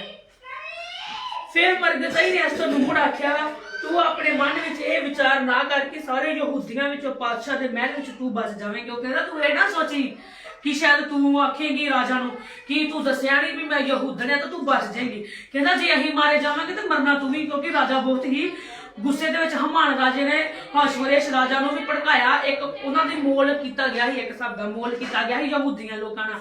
ਕਹਿੰਦਾ ਕਿ ਤੂੰ ਇਹ ਨਾ ਸੋਚੀ ਕਿ ਜੇ ਤੂੰ ਬਚ ਜਾਏਗੀ ਸ਼ਹਿਰ ਵਿੱਚ ਤੇ ਅਸੀਂ ਮਰ ਜਾਾਂਗੇ। ਕਹਿੰਦਾ ਮਰਨਾ ਤੂੰ ਹੀ ਆ। ਅੱਗੇ ਲਿਖਿਆ ਕਿਉਂਕਿ ਜੇ ਤੂੰ ਇਸ ਵੇਲੇ ਚੁੱਪ ਸਾਧ ਲਈ ਤਾਂ ਯਹੂਦੀਆਂ ਲਈ ਰਿਹਾਈ ਛੁਟਕਾਰਾ ਕਿਸੇ ਹੋਰ ਥਾਂ ਤੋਂ ਆਵੇਗਾ, ਪਰ ਤੂੰ ਅਤੇ ਤੇਰੇ ਪਿਤਾ ਦਾ ਟੱਬਰ ਨਾਸ਼ ਹੋ ਜਾਵੇ। ਕਹਿੰਦਾ ਤੂੰ ਇਹ ਨਾ ਸੋਚ ਕਿ ਯਹੂਦੀਆਂ ਜੇ ਤੂੰ ਨਾ ਦੱਸੇਂਗੀ ਉਹਨਾਂ ਨੂੰ, ਜੇ ਤੂੰ ਰਾਜੇ ਨੂੰ ਨਾ ਦੱਸੇਂਗੀ ਜਾ ਕੇ ਤੇ ਕੋਈ ਗੱਲ ਨਹੀਂ ਹੋਰ ਵੀ ਆਊਗਾ ਕੋਈ ਬਚਾਉਣ ਵਾਲਾ। ਜੇ ਤੂੰ ਨਾ ਬਚਾਏਂਗੀ ਯਹੂਦੀਆਂ ਨੂੰ ਪਰ ਤੂੰ ਤੇ ਤੇਰਾ ਟੱਬਰ ਨਾਸ਼ ਹੋ ਜਾਊਗੀ। ਅਤੇ ਕੀ ਜਾਣੀਏ ਕਿ ਤੂੰ ਅਜਿਹੇ ਵੇਲੇ ਨਹੀਂ ਪਾਤਸ਼ਾਹੀ ਤੱਕ ਪੁੱਜੀ। ਤਾਂ ਅਸਤਰ ਨੇ ਮੁੜ ਆਖਿਆ ਕਿ ਜਾ ਅਤੇ ਸ਼ੂਸ਼ਨ ਵਿੱਚ ਜਿੰਨੇ ਯਹੂਦੀ ਹਨ ਉਹਨਾਂ ਨੂੰ ਇਕੱਠਾ ਕਰ ਅਤੇ ਤੁਸੀਂ ਮੇਰੇ ਲਈ ਵਰਤ ਰੱਖੋ ਅਤੇ 3 ਦਿਨ ਤੱਕ 3 ਰਾਤ ਕੁਝ ਨਾ ਖਾਣਾ ਪੀਣਾ। ਅਤੇ ਮੈਂ ਵੀ ਆਪਣੀਆਂ ਸਹੇਲੀਆਂ ਸਣੇ ਇਉਂ ਹੀ ਵਰਤ ਰੱਖਾਂਗੀ ਅਤੇ ਇਉਂ ਹੀ ਮੈਂ ਪਾਤਸ਼ਾਹ ਦੇ ਕੋਲ ਜਾਵਾਂਗੀ ਜਿਹੜਾ ਸ਼ੂਸ਼ਨ ਦੇ ਅਨੁਸਾਰ ਨਹੀਂ। ਜੇ ਮੈਂ ਮਿਟ ਗਈ ਤਾਂ ਮੈਂ ਮਿਟ ਗਈ। ਤਾਂ ਮਰਗਤਈ ਚਲਾ ਗਿਆ ਤੇ ਅਸਤਰ ਦੇ ਹੁਕਮ ਦੇ ਅਨੁਸਾਰ ਸਭ ਕੁਝ ਕੀਤਾ। ਤਾਂ ਇਉਂ ਹੋਇਆ ਕਿ ਤੀਜੇ ਦਿਨ ਅਸਤਰ ਸ਼ਾਹੀ ਪੁਸ਼ਾਕ ਪਾ ਕੇ ਪਾਤਸ਼ਾਹ ਦੇ ਮਹਿਲ ਦੇ ਅੰਦਰਲੇ ਵਿਹੜੇ ਵਿੱਚ ਦੀਵਾਨ ਖਾਨੇ ਦੇ ਅੱਗੇ ਆ ਖਲੋਤੀ ਅਤੇ ਪਾਤਸ਼ਾਹ ਦੇ ਸਾਹਮਣੇ ਸ਼ਾਹੀ ਮਹਿਲ ਵਿੱਚ ਆਪਣੀ ਰਾਜਗੱਦੀ ਉੱਤੇ ਮਹਿਲ ਦੇ ਬੂਹੇ ਦੇ ਸਾਹਮਣੇ ਬੈਠਾ ਸੀ। ਤਾਂ ਇਉਂ ਹੋਇਆ ਕਿ ਜਦ ਪਾਤਸ਼ਾਹ ਨੇ ਮਲਕਾ ਅਸਤਰ ਨੂੰ ਅੰਦਰਲੇ ਵਿਹੜੇ ਵਿੱਚ ਖੜੀ ਵੇਖਿਆ ਤਾਂ ਉਹ ਉਸ ਦੀ ਨਿਗਾਹ ਵਿੱਚ ਕਿਰਪਾ ਯੋਗ ਹੋਈ ਅਤੇ ਪਾਤਸ਼ਾਹ ਨੇ ਉਹ ਸੋਨੇ ਦਾ ਆਸਾ ਜਿਹੜਾ ਉਹਦੇ ਹੱਥ ਵਿੱਚ ਸੀ ਅਸਤਰ ਵੱਲ ਵਧਾਇਆ ਤੇ ਅਸਤਰ ਦੇ ਨੇੜੇ ਜਾ ਕੇ ਆਸੇ ਦੀ ਨੋਕ ਨੂੰ ਛੋਇਆ। ਤਦ ਪਾਤਸ਼ਾਹ ਨੇ ਉਸ ਨੂੰ ਆਖਿਆ, ਮਲਕਾ ਅਸਤਰ ਤੂੰ ਕੀ ਚਾਹੁੰਦੀ ਹੈ, ਤੇਰਾ ਕੀ ਪਰਜੋਣ ਹੈ, ਅੱਧੀ ਪਾਤਸ਼ਾਹੀ ਠੀਕ ਤੈਨੂੰ ਦਿੱਤੀ ਜਾਵੇਗੀ। ਅਸਤਰ ਨੇ ਆਖਿਆ, ਜੇ ਇਹ ਗੱਲ ਪਾਤਸ਼ਾਹ ਨੂੰ ਚੰਗੀ ਲੱਗੇ ਤਾਂ ਪਾਤਸ਼ਾਹ ਅਰਹਮਾਨ ਅੱਜ ਦੇ ਦਿਨ ਪ੍ਰਸ਼ਾਦ ਛਕਣ ਲਈ ਜਿਹੜਾ ਮੈਂ ਉਹਦੇ ਲਈ ਤਿਆਰ ਕੀਤਾ ਹੈ ਆਉਣ। ਤਦ ਪਾਤਸ਼ਾਹ ਨੇ ਆਖਿਆ, ਹਮਾਨ ਨੂੰ ਸ਼ਤਾਬੀ ਤਿਆਰ ਕਰੋ ਤੱਕ ਪਈ ਅਸੀਂ ਅਸਤਰ ਦੇ ਆਖੇ ਦੇ ਅਨੁਸਾਰ ਕਰੀਏ। ਜੋ ਪਾਤਸ਼ਾਹ ਰਹਿਮਾਨ ਪ੍ਰਸ਼ਾਦ ਛਕਣ ਲਈ ਜਿਹੜਾ ਅਸਤਰ ਨੇ ਤਿਆਰ ਕੀਤਾ ਸੀ ਆਏ ਤਾਂ ਪਾਤਸ਼ਾਹ ਨੇ ਮਰਦ ਪੀੜ ਦੇ ਲਈ ਅਸਤਰ ਨੂੰ ਆਖਿਆ, ਤੇਰੀ ਕੀ ਅਰਜ਼ ਹੈ, ਉਹ ਤੈਨੂੰ ਦਿੱਤੀ ਜਾਵੇਗੀ। ਅਰ ਤੇਰੀ ਕੀ ਪਾਉਣੀ ਹੈ, ਅੱਧੀ ਪਾਤਸ਼ਾਹੀ ਠੀਕ ਪੂਰੀ ਕੀਤੀ ਜਾਵੇਗੀ। ਅਸਤਰ ਨੇ ਉੱਤਰ ਦੇ ਕੇ ਆਖਿਆ, ਮੇਰੀ ਅਰਜ਼ ਅਤੇ ਮੇਰੀ ਪਾਉਣੀ ਇਹ ਹੈ, ਜੇ ਮੈਂ ਪਾਤਸ਼ਾਹ ਦੀ ਨਿਗਾਹ ਵਿੱਚ ਦਇਆ ਵਿਧੀ ਭਾਗੀ ਹਾਂ, ਜੇ ਪਾਤਸ਼ਾਹ ਨੂੰ ਮੇਰੀ ਅਰਜ਼ ਚੰਗੀ ਲੱਗੇ, ਪਾਤਸ਼ਾਹ ਅਰਹਮਾਨ ਪ੍ਰਸ਼ਾਦ ਛਕਣ ਨੂੰ ਜਿਹੜਾ ਮੈਂ ਉਹਨਾਂ ਲਈ ਤਿਆਰ ਕਰਾਂਗੀ ਉਹਨਾਂ ਤਾਂ ਕੱਲ ਨੂੰ ਮੈਂ ਉਹ ਕੁਝ ਕਰਾਂਗੀ ਜਿਵੇਂ ਪਾਤਸ਼ਾਹ ਨੇ ਆਖਿਆ। ਤਦ ਉਸ ਦਿਨ ਹਮਾਨ ਆਨੰਦ ਪ੍ਰਸੰਨ ਹੋ ਕੇ ਬਾਹਰ ਨੂੰ ਨਿਕਲਿਆ। ਪਰ ਜਦ ਹਮਾਨ ਨੇ ਮਾਰਗਤਾਈ ਨੂੰ ਪਾਤਸ਼ਾਹ ਦੇ ਫਾਟਕ ਉਤੇ ਵੇਖਿਆ ਕਿ ਉਹ ਉੱਠ ਕੇ ਖੜਾ ਹੋਇਆ ਅਤੇ ਹਟਿਆ ਤਾਂ ਹਮਾਨ ਨੇ ਕ੍ਰੋਧ ਨਾਲ ਮਾਰਗਤਾਈ ਦੇ ਵਿਰੁੱਧ ਭਰ ਗਿਆ। ਤਾਂ ਵੀ ਹਮਾਨ ਨੇ ਆਪਣੇ ਆਪ ਨੂੰ ਰੋਕਿਆ ਅਤੇ ਜਦੋਂ ਆਪਣੇ ਘਰ ਆਇਆ ਤਾਂ ਉਸਨੇ ਆਪਣੇ ਮਿੱਤਰਾਂ ਨੂੰ ਅਤੇ ਆਪਣੀ ਇਸਤਰੀ ਜਸ਼ਨ ਨੂੰ ਸੱਦ ਘੱਲਿਆ। ਤਾਂ ਹਮਾਨ ਨੇ ਉਹਨਾਂ ਨੂੰ ਆਪਣੀ ਅਮੀਰੀ ਦਾ ਠਾਠ ਬਾਠ ਅਤੇ ਆਪਣੇ ਪੁੱਤਰਾਂ ਦੇ ਵਾਅਦੇ ਦੀ ਵਾਰਤਾ ਦੱਸੀ। ਇਹ ਲਿਖਿਆ, ਜਦ ਮਰਕਦਈ ਨੂੰ ਉਹਨੇ ਸੁਨੇਹਾ ਭੇਜਿਆ ਕਿ ਤੂੰ ਹੁਣ ਜੇ ਅਸੀਂ ਨਹੀਂ ਬਚਾਂਗੇ ਤੇ ਬਚਣਾ ਤੂੰ ਵੀ ਨਹੀਂ ਆ। ਉਹਨੇ ਆਪਣੇ ਸੁਨੇਹਾ ਭੇਜਿਆ ਆਪਣੇ ਕਿਸੇ ਦੇ ਰਾਹੀਂ ਕਿ ਜਾ ਕੇ ਤੂੰ ਮੇਰੇ ਵਾਸਤੇ 3 ਰੋਜ਼ੇ ਤੁਸੀਂ ਰੱਖੋ ਤੇ 3 ਰੋਜ਼ੇ ਆਪਣੇ ਲੋਕਾਂ ਵਾਸਤੇ ਮੈਂ ਰੱਖਦੀ ਆ। ਉਹ ਕਹਿੰਦੀ ਜੇ ਚਾਹੁੰਦੀ ਆ ਨਾ ਮੈਂ ਕਿ ਮੇਰੇ ਲੋਕ ਬਚ ਜਾਣ, ਮੈਂ ਪਰਮੇਸ਼ਰ ਦਾ ਕੇ 3 ਰੋਜ਼ੇ ਰੱਖਦੀ, ਨਾ 3 ਰਾਤਾਂ ਮੈਂ ਕੁਝ ਖਾਊਂਗੀ, ਨਾ 3 ਦਿਨ ਮੈਂ ਕੁਝ ਖਾਊਂਗੀ ਤੇ ਨਾ ਹੀ 3 ਦਿਨ ਤੁਸੀਂ ਆਪਣੇ ਦੋਸਤਾਂ ਦੇ ਨਾਲ ਜਿਹੜੇ ਯਹੂਦੀ ਆ ਉਹਨਾਂ ਦੇ ਨਾਲ ਬੈਠੋ, ਨਾ ਹੀ ਤੁਸੀਂ 3 ਦਿਨ ਕੁਝ ਖਾਇਓ, ਨਾ ਤੁਸੀਂ 3 ਦਿਨ ਰਾਤ ਕੁਝ ਖਾਇਓ ਤੇ ਜੋ ਪਰਮੇਸ਼ਰ ਨੂੰ ਮਨਜ਼ੂਰ ਹੋਊਗਾ ਉਹ ਵੇਖਿਆ ਜਾਊਗਾ। ਜਦੋਂ ਰਾਜਾ ਦੇ ਕੋਲ ਆਈ ਤੇ ਉਹਨੂੰ ਜਾ ਕੇ ਕਹਿੰਦੀ ਆ, ਜਦੋਂ ਤੀਸਰੇ ਦਿਨ ਰੋਜ਼ਾ ਰੱਖਣ ਦੇ ਤੀਸਰੇ ਦਿਨ ਬਾਅਦ ਆਪਣੇ ਰਾਜਾ ਦੇ ਕੋਲ ਆ ਕੇ ਕਹਿੰਦੀ ਆ ਕਿ ਰਾਜਾ ਨੂੰ ਪ੍ਰਣਾਮ ਕਰਕੇ ਕਹਿੰਦੀ, ਰਾਜਾ ਨੂੰ ਪੁੱਛਦਾ ਕਿ ਤੂੰ ਕੀ ਮਤਲਬ ਚਾਹੁੰਦੀ ਆ, ਅੱਧੀ ਰਾਜਗੱਦੀ ਤੈਨੂੰ ਦਿੱਤੀ ਜਾਊਗੀ। ਉਹ ਰਾਜਾ ਦੇ ਕੋਲ ਆ ਕੇ ਖੜੀ ਹੋ ਕੇ ਕਹਿੰਦੀ ਜੇ ਮੈਂ ਰਾਜੇ ਨੂੰ ਚੰਗੀ ਲੱਗੀ ਹੋਵਾਂ, ਜੇ ਮੇਰੀਆਂ ਗੱਲਾਂ ਬਾਤਾਂ ਰਾਜੇ ਨੂੰ ਚੰਗੀਆਂ ਲੱਗੀਆਂ ਹੋਣ ਤੇ ਮੈਂ ਤੁਹਾਨੂੰ ਇਹ ਦੱਸਣਾ ਚਾਹੁੰਦੀ ਕਿ ਮੈਂ ਤੁਹਾਡੇ ਵਾਸਤੇ ਜਿਹੜਾ ਅੱਜ ਦੇ ਦਿਨ ਪ੍ਰਸ਼ਾਦ ਬਣਾਇਆ ਉਹ ਰਾਜਾ ਹਮਾਨ ਵੀ ਉਸ ਜਗ੍ਹਾ ਤੇ ਹੀ ਕਹਿੰਦੀ ਵੀ ਇਹ ਪ੍ਰਸ਼ਾਦ ਛਕਣ ਦੇ ਲਈ ਤੁਸੀਂ ਆਓ। ਉਹਨੇ ਉਹਨਾਂ ਨੂੰ ਉਸ ਜਗ੍ਹਾ ਦੇ ਉੱਤੇ ਬੁਲਾਇਆ। ਰਾਜੇ ਨੇ ਉਹਨੂੰ ਪੁੱਛਿਆ ਕਿ ਤੂੰ ਕੀ ਚਾਹੁੰਦੀ ਹੈ, ਪਰ ਅੱਗੇ ਲਿਖਿਆ ਵਾ ਸਟੋਰੀ ਬਹੁਤ ਲੰਬੀ ਹੋ ਜਾਣੀ, ਟਾਈਮ ਬਹੁਤ ਹੋ ਗਿਆ ਤੇ ਇਸ ਕਰਕੇ ਮੈਂ ਸ਼ਾਰਟਕਟ ਦੱਸੂਗੀ, ਪੜਾਵਾਂਗੀ ਨਹੀਂ। ਫਿਰ ਉਹ ਜਾ ਕੇ ਆਪਣੇ ਰਾਜੇ ਨੂੰ ਪਹਿਲੀ ਵਾਰ ਜਦੋਂ ਉਹਨੇ ਬੁਲਾਇਆ ਆਪਣੇ ਰਾਜੇ ਨੂੰ ਦੱਸਿਆ। ਰਾਜਾ ਕਹਿੰਦਾ ਵੀ ਤੂੰ ਵੀ ਮੈਂ ਤੇ ਤੋਂ ਪਰੇਸ਼ਾਨ ਆ, ਮੈਂ ਤੇਰੇ ਤੋਂ ਖੁਸ਼ ਆ, ਤੂੰ ਕੀ ਮੰਗਣਾ ਚਾਹੁੰਦੀ। ਪਹਿਲੀ ਰਾਜਗੱਦੀ ਦੇ ਵਿੱਚ ਉਹਨੂੰ ਰਾਜਗੱਦੀ ਮਿਲੀ। ਦੂਸਰੀ ਵਾਰ ਫਿਰ ਰਾਜੇ ਨੇ ਉਹਨੂੰ ਬੁਲਾਇਆ ਤੇ ਉਹਨੂੰ ਪੁੱਛਿਆ, ਕਹਿੰਦੀ ਉਹ ਆ ਕੇ ਉਹਨੂੰ ਪ੍ਰਣਾਮ ਕਰਕੇ ਕਹਿੰਦੀ ਕਿ ਰਾਜਾ ਨੂੰ ਨਮਸਕਾਰ ਹੋਵੇ। ਰਾਜਾ ਕਹਿੰਦਾ, ਹਾਂ ਮਲਿਕਾ ਅਸਤਰ ਤੂੰ ਦੱਸ ਕੀ ਚਾਹੁੰਦੀ ਹੈ ਕਿ ਮੈਂ ਤੇਰੇ ਲਈ ਕਰਾਂ। ਕਹਿੰਦੀ ਕਿ ਰਾਜਾ ਜੀ ਮੈਂ ਚਾਹੁੰਦੀ ਹਾਂ ਕਿ ਮੇਰੇ ਲੋਕ ਜਿਹੜੇ ਯਹੂਦੀ ਆ ਇਹ ਫਸੇ ਆ ਇਹ ਛੁਡਾਏ ਜਾਣ। ਰਾਜਾ ਕਹਿੰਦਾ ਕਿ ਠੀਕ ਹੈ, ਜਿੱਦਾਂ ਮਤਲਬ ਗੱਲਬਾਤ ਉਹਨੇ ਸਿਆਣਿਆਂ ਦੇ ਨਾਲ ਕੀਤੀ ਉਹਨੇ ਕਰਕੇ ਦਿਖਾਈ। ਉਹ ਰਾਜਾ ਫਿਰ ਸੋਚਦਾ ਰਿਹਾ, ਉਹਨੂੰ ਨੀਂਦ ਨਾ ਆਈ ਕਿ ਇਹ ਕਿੱਦਾਂ ਹੋ ਸਕਦਾ ਵਾ ਕਿ ਜਿਹੜਾ ਰਾਜ ਮੈਂ ਹਮਾਨ ਨੂੰ ਦਿੱਤਾ ਹੈ ਕਿ ਹਮਾਨ ਤੂੰ ਜਾ ਕੇ ਲੋਕਾਂ ਨੂੰ ਵੇਖ, ਉਹ ਮੈਂ ਉਹਦੇ ਖਿਲਾਫ ਕਿੱਦਾਂ ਜਾ ਸਕਦਾ। ਅੱਗੇ ਜੇ ਅਸੀਂ ਪੜ੍ਹੀਏ ਇਹਦੇ ਵਿੱਚ ਲਿਖਿਆ ਵਾ ਅਸਤਰ ਤੇ ਮਾਰਗਤਾਈ ਦੀ ਪੁੱਛਦਾ ਵਾ। ਉਸੇ ਰਾਤ ਪਾਤਸ਼ਾਹ ਦੀ ਨੀਂਦ ਜਾਂਦੀ ਰਹੀ। ਪਾਤਸ਼ਾਹ ਨੇ ਜਦੋਂ ਇਹ ਗੱਲਾਂ ਸੋਚੀਆਂ ਕਿ ਇਹ ਜਿਹੜੀ ਇਸਤਰੀ ਆ ਇਹਨੂੰ ਮੈਂ ਕਿੱਦਾਂ ਮਤਲਬ ਦੱਸਾਂ ਕਿ ਕੀ ਹੋਊਗਾ, ਮਤਲਬ ਰਾਜ ਦਾ ਸਿਸਟਮ, ਉਹਨੇ ਉਹਨੂੰ ਆਖਿਆ ਤੇ ਜਿਹੜਾ ਹਮਾਨ ਰਾਜਾ ਸੀ ਉਹਨੇ ਵੇਖਿਆ ਮਰਗਤਾਈ ਨੂੰ ਕਿ ਇਹ ਰਾਜ ਦੇ ਵਿੱਚ ਆਪਣੀ ਠਾਠ ਬਾਠ ਦੇ ਵਿੱਚ ਆ, ਆਪਣਿਆਂ ਨੂੰ ਮਤਲਬ ਦੱਸਣ ਲੱਗਾ ਮਰਗਤਾਈ ਨੂੰ। ਮਰਗਤਾਈ ਕਾਫੀ ਪਰੇਸ਼ਾਨ ਸੀ, ਉਹ ਰੋਜ਼ਿਆਂ ਦੇ ਵਿੱਚ ਸੀ। ਉਹਨੇ ਦੱਸਿਆ ਨਾ, ਉਹ ਸੋਚਦਾ ਕਿ ਇਹਦੇ ਜਿਹੜੇ ਰਾਜ ਦੇ ਲੋਕ ਆ ਇਹਨਾਂ ਨੂੰ ਮੈਂ ਖਤਮ ਕਰ ਦੂੰਗਾ, ਇਹਨਾਂ ਨੂੰ ਮੈਂ ਮਾਰ ਦੂੰਗਾ ਤੇ ਜਿਹੜਾ ਇਹ ਹੈਗੇ ਆ ਇਹ ਆਪਣੀ ਪਦਵੀ ਤੋਂ ਜਿਹੜੇ ਥੱਲੇ ਉਤਰ ਜਾਣਗੇ। ਅੱਗੇ ਲਿਖਿਆ, ਉਸੇ ਰਾਤ ਪਾਤਸ਼ਾਹ ਦੀ ਨੀਂਦ ਜਾਂਦੀ ਰਹੀ ਤਾਂ ਉਸ ਨੇ ਇਤਿਹਾਸ ਦੀ ਪੋਥੀ ਲਿਆਉਣ ਨੂੰ ਆਖਿਆ ਅਤੇ ਉਸ ਪਾਤਸ਼ਾਹ ਦੇ ਸਨਮੁਖ ਵਾਚੀ ਗਈ ਤਾਂ ਉਹ ਦੇ ਵਿੱਚ ਲਿਖਿਆ ਹੋਇਆ ਲੱਭਾ ਕਿ ਮਰਗਤਾਈ ਨੇ ਦਰਬਾਨਾਂ ਵਿੱਚੋਂ ਪਾਤਸ਼ਾਹ ਦੇ 2 ਖੁਸਰਿਆਂ ਬਿਗਥਾਨਾ ਅਰ ਤਰਸ਼ ਦੀ ਖਬਰ ਦਿੱਤੀ ਸੀ ਜਿਹੜੇ ਹਰਫੁਰੇਸ਼ ਰਾਜਾ ਪਾਤਸ਼ਾਹ ਉੱਤੇ ਹੱਥ ਪਾਉਣਾ ਭਾਲਦੇ ਸੀ। राजा कहता भी मैनू कोई खुशी नहीं आ कि मैं इन्हां लोगों नू बचावां। राजा कहता पर जिहड़ी अस्तर राणी उन्हें परमेश्वर दे अगे रोजे रखे कि खुदा राजे दे मन नू बदल। राजा जिहड़ी अपनी चिट्ठियां दे विच लिखदा कि ये लोग जिहड़े मारे जाण, इहदा मन बदलिया जावे ते मेरे लोग जिहड़े बचाए जाण। परमेश्वर ने उहदी 3 रोज़ियां दे विच सुनी, पर ते उन्हां यहूदियां दी भी 3 रोज़ियां दे विच सुनी। ओह कहंदी बैठ के मेरे लिए दुआ करो कि मैं राजे दे अगे इह गल करन जोगी हो जावां कि मैं राजे नू मना सकां, राजे दा परमेश्वर मन बदले। इह दुआ करो 3 रोज़ियां दे राही कि राजा मान जावे कि मेरे लोगों नू गुलामी चों कढ दे, उन्हां नू छुटकारा देवे।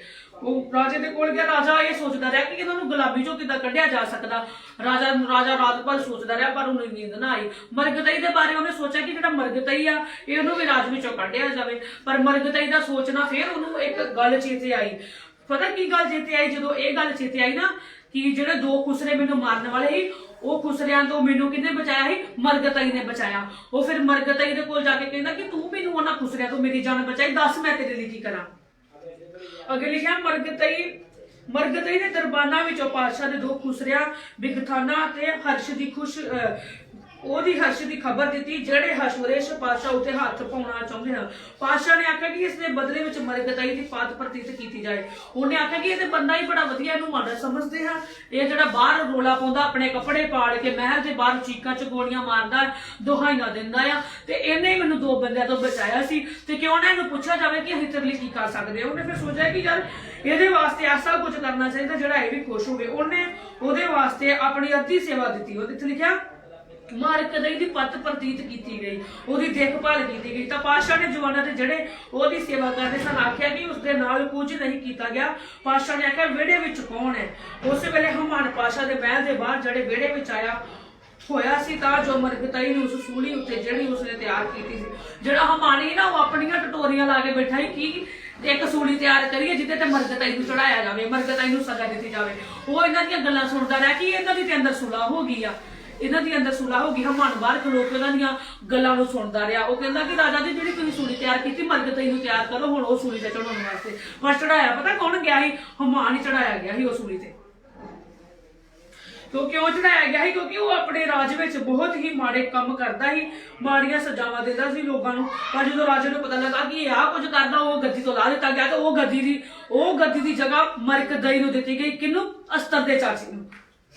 अगे पढ़ांगे लिखिया ओ अंदर आउण दिओ। तां हमान अंदर आया ते पातशाह ने उहनूं आख्या कि जिस मनुख नूं पातशाह पत देनी चाहे ओहदे लई की कीता जावे। हमान ने अपने मन विच आख्या कि मेरे नालों वध पातशाह होर किस नूं पत देवेगा। वो सोचदा है कि मेरे नालों वध पातशाही किनूं मिलनी, पर उहनूं ये नहीं पता है कि ये जिहड़ी पातशाही है ये मरगतई नूं मिलने वाली है।